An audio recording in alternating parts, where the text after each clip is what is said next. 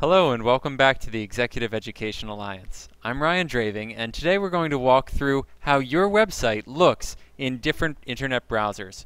So Internet Explorer used to be the giant in the space. Previously, they had a massive share of the browser market. Today, Firefox has 35% of the market, Google Chrome has 40% of the market, and Internet Explorer has a relatively small 18% of the market.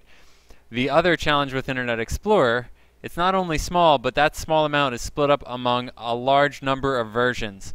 Whereas Firefox and Google Chrome update frequently, Internet Explorer does not update as frequently, and so many people are still on old versions of Internet Explorer and have not been forced to update to newer versions. Safari and Opera are the next two largest browsers. Those are also important, but they only account for 4% and 2% of the total populace. So there are many, even Fortune 5000 firms that do not have websites that display properly in Safari and Opera.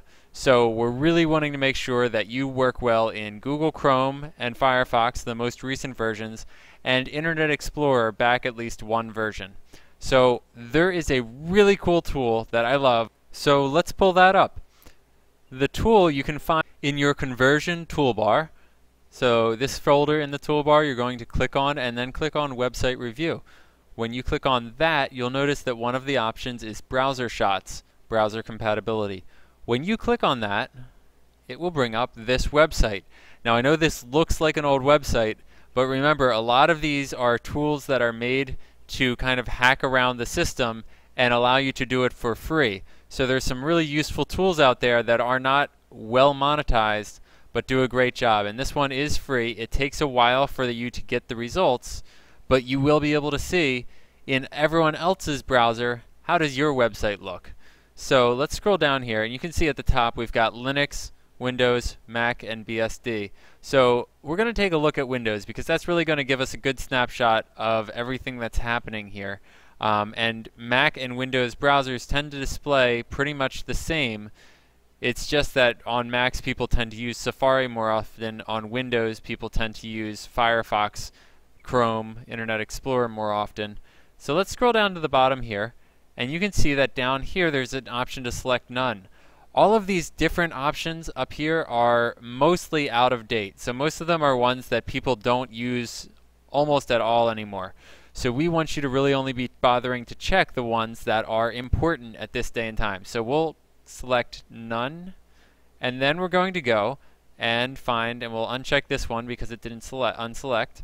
We'll scroll up and we're going to find the most recent browser for Google Chrome first. And the most recent one, you can see if you go through, you get to the end of the tens, so you get to 19 and then it goes 1.0. So don't think that 19 is the highest. You have to keep going here. It goes 20, 21, and that's it. So now you've hit 21. We'll check that. We're going to go and find Firefox 9.0, which is the most recent one right now. We'll check that. We're also going to find the most recent Internet Explorer that is available on here. And currently the most recent one is MSIE 8.0. So Microsoft Internet Explorer is what we need to check there. That's it. Now we're going to go ahead and if you really want to, you can see what's happening in Safari right now, in the most recent version of Safari, and you can see the most recent version of Opera as well. So Opera's most recent, it looks like, is actually 12. Because when you go further, it just becomes lower numbers. And we'll scroll up to the top, and we're going to type in your website address. So, in example, we'll type in the website that I built, which is http://www.vegvine.com. We'll click on Submit. And then you'll notice a couple of offers for upgrades, and that's part of how they're trying to make some money on this. But meanwhile, there's a queue, so you have to wait for your videos to process.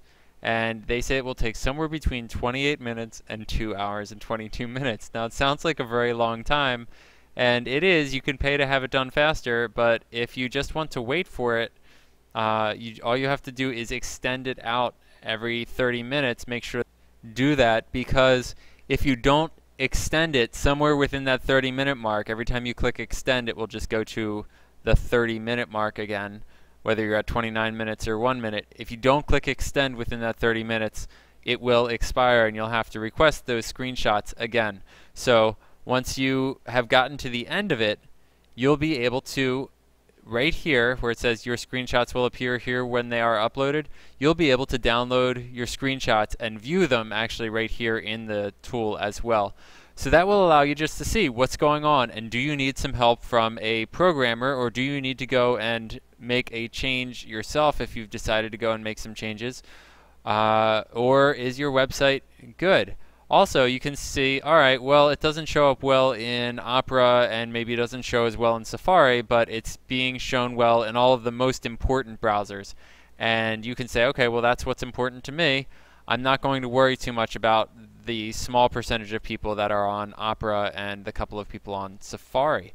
So that is a quick overview of what you can do with this tool and how you can check to find out how your website looks across the web without having to download every browser out there.